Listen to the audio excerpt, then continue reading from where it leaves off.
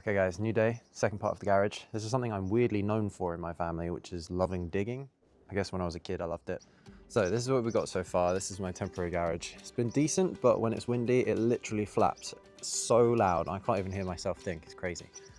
So it'd be really nice just to have something much more solid and much more permanent. So obviously that's why we are doing the concrete garage. Please excuse the mess. I don't really know where to put anything anymore because there's just so much stuff in here. Right, so first things first.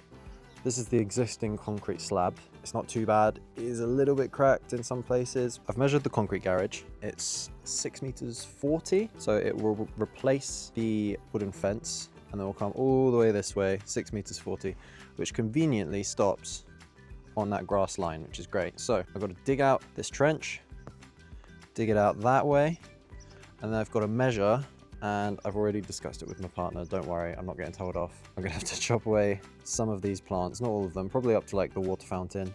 This one I'm gonna dig up and move over, and then I'll just run straight to the fence, and that should be that side fine. Me and my neighbor share this fence, so he said he's happy for me just to take the fence away and just have the concrete garage. So that will mean running along there. Oh, I've got to dig that out. It's fine, that's not too bad. It's already dug out a little bit. Got to mow this, got to dig this out, and then that's it. Oh, and put the formwork in. This is my formwork. It's my budget formwork, so let's do it. So first thing to do is mow away all these lovely plants and then clear up all the shingle that the previous owner left. When I do a project, I like to do it in stages. I like to do different little bits because it keeps it interesting for me. So I've just dug that out. You know, I'm happy with that. There's a load of this like shingle pebble stuff. I'll level it out some more once I do the rest of it. For now, I'm going to measure the width. So I'm going to see how far it needs to go from that fence to here. I think it's something like 3.75 meters. Obviously I need a little bit of extra on the side. And then I will cut this edge out, cut that bit out, and keep going that way. So to work out the width, I need to measure from this edge, it's hard with this tape measure, 112 centimeters. And I will measure one of these, so that's 12, so 112, 12, and these edge ones are slightly bigger, so 50, 396, so 4 meters basically. We're gonna measure from the edge of the fence, so 4 meters is here. So let's add extra 10, puts us there.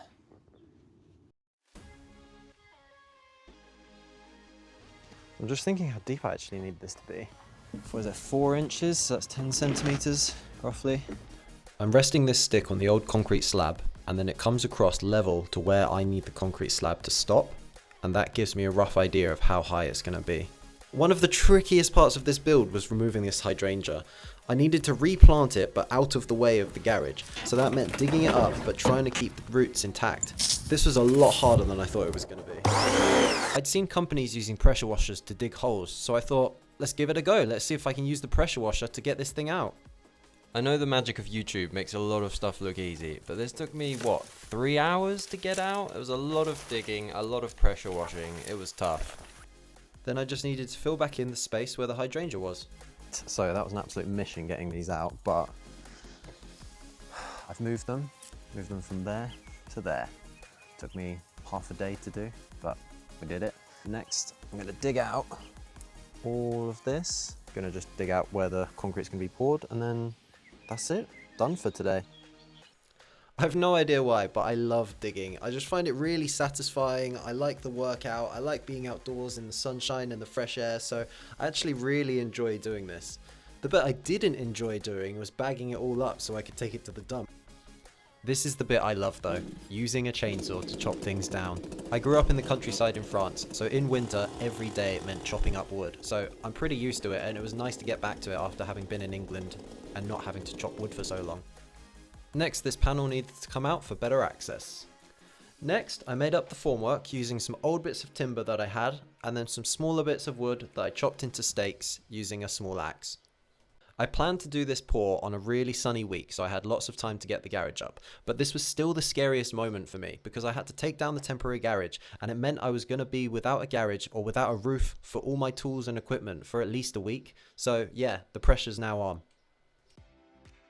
The temporary garage had these little hook screw bolts that not only held the poles in place, but also let you attach things to it when you had the garage up.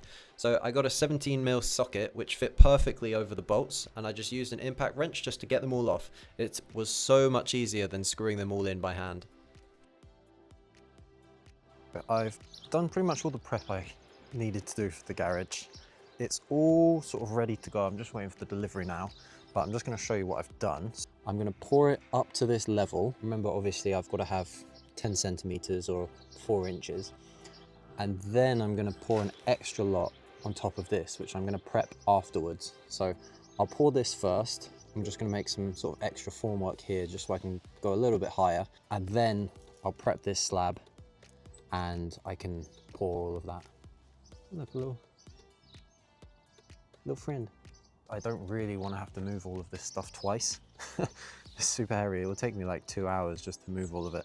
So I thought I'll just pour this first, and then once that's poured, I can move everything onto that, and then I can pour the rest of it, just making my life a bit easier. But realistically, I should move all of it, but the garden's a bit of a mess at the moment, so that's how I'm going to do it. Let's see if it works.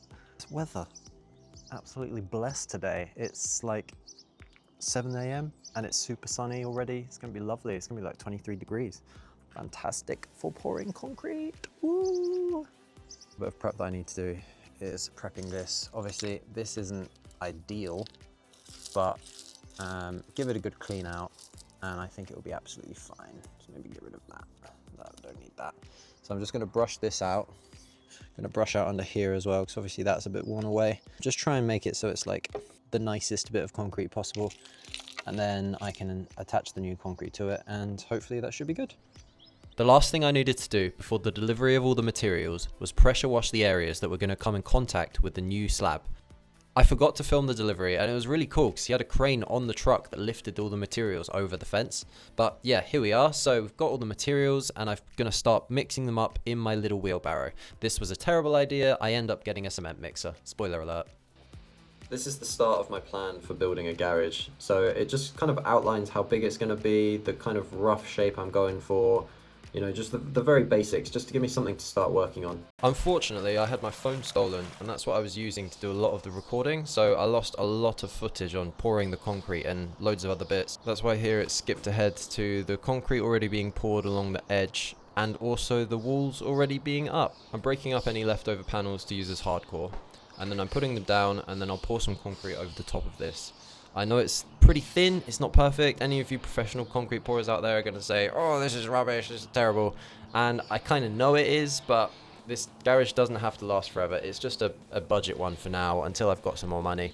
And then I can build another one in 5-10 years, whenever this one falls apart. Once the garage door was in, which was super exciting because it actually felt like an enclosed, almost real garage, I then had to put the roof sheets on. But there's a beam that goes across the length of the garage, and then there are also some beams that go across the width of the garage as well, and they just hold everything up. I just wanted to be extra secure, so I put these pieces of wood, just propped it up from the ground, just in case. From there, it was just get the tiles, which arrived in the post, in these nice boxes, nice and easy, put them on the roof, and then that's basically it. Thanks for watching, everyone. Don't forget to like and subscribe, and stay tuned for the final video where I show off the finished garage. Woo! Catch you on the next one. Bye!